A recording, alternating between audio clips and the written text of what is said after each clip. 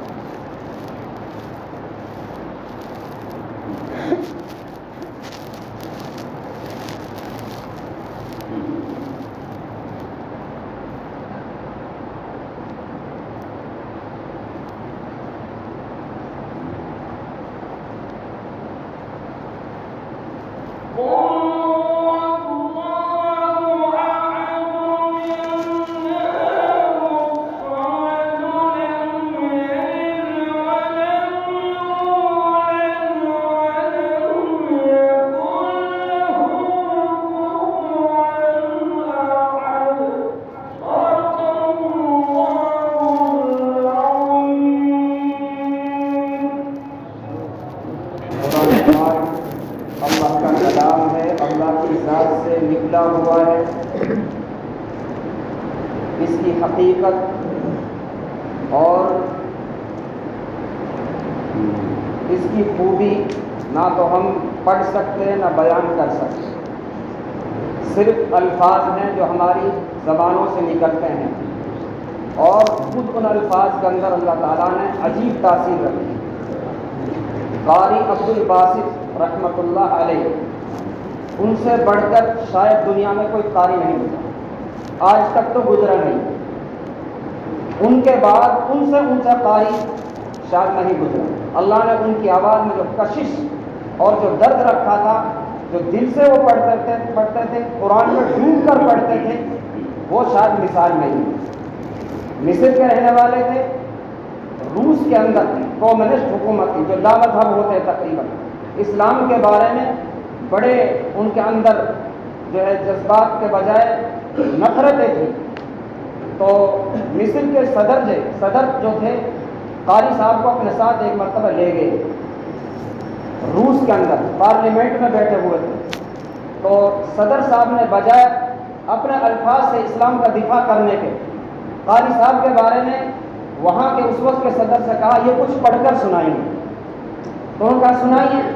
قاری عبدالباسط نے قرآن پاک کی تلاوت فرمائی، سورہ طٰہٰ پڑھی۔ تو ان کا بیان ہے کہ وہ سمجھ تو نہیں رہے تھے، ان کی زبان عربی نہیں تھی، لیکن ان سب کی آنکھوں سے آنسو جاری۔ یہ عجیب قرآن پاک کی تاثیر ہے، اور پھر وہ مستقل اس کو سننے لگے۔ حضرت مولانا بشیر احمد صاحب ماموں جان رحمۃ اللہ علیہ ایک مرتبہ مصر کے قراء کو میوات ملا ہے، روپڑا کا میں جلسہ منعقد کیا گیا، پوری رات جلسہ چلا۔ ان کی قراءت سے پہلے حضرت مولانا انوار صاحب کی قراءت ہوئی، اور اذا الشمس کوورت مولانا نے پڑھی تو ان قراء نے برملا کہا کہ ہم کو بلانے کی ضرورت نہیں تھی، آپ کے یہاں تو خود قراء موجود۔ یہ اللہ تعالیٰ کی بڑی عنایت ہے اس علاقے پر۔ اللہ تعالیٰ نے حافظہ ہی نہیں آواز بھی عنایت فرمائی ہے۔ میوات کے جیسے حفاظ اور قرہ اور کشش والے شاید آپ کو کہیں بھی نہیں۔ اللہ تعالیٰ نظر بد سے محفوظ فرمائے۔ حضرت مولانا مفتی مسعود صاحب، مولانا انوار صاحب، مولانا مبارک صاحب اور برادر محترم اللہ مغفرت فرمائے مولانا برکت صاحب، یہ بڑے بڑے قرآن میں شمار ہوتے ہیں، اور یہی قرآن کی برکت ان کو افریقہ دے، اور وہاں بھی الحمدللہ انہوں نے اپنی آواز کا ڈنکا لگایا۔ عید کی امام کے لیے ان کو منتخب کیا جاتا پورے علاقے میں، اور یہ اللہ کی کرم فضل ہے۔ آپ حضرات معمولی نہیں ہیں، آپ کے علاقہ معمولی نہیں، اس کا بہت دور دور تک پہنچ رہا ہے۔ بہرحال اس وقت کی جو مجلس ہے قرآن پاک کی تکمیل دو بچوں نے کی ہے، دستار بندی ہوگی انشاءاللہ۔ حضرت مولانا راشد صاحب اپنے دست مبارک سے ان کی دستار بندی فرمائیں گے، اور قرآن پاک کی تکمیل ہوگی۔ اللہ قرآن دعاؤں کو قبول فرماتا ہے، گویا یہ دعاؤں کی قبولیت کا وقت ہے، اور یہی اس پروگرام کا مقصد ہے۔ تو اس وقت بچے اپنی آخری آیت سنائیں گے، اس کے بعد حضرت مولانا کا بیان ہوگا، پھر مفتی مسعود صاحب انشاءاللہ دعا کرائیں گے، انشاءاللہ یہ جلسہ پورا ہوگا۔ اللہ تعالیٰ عمل کی توفیق عطا فرمائے۔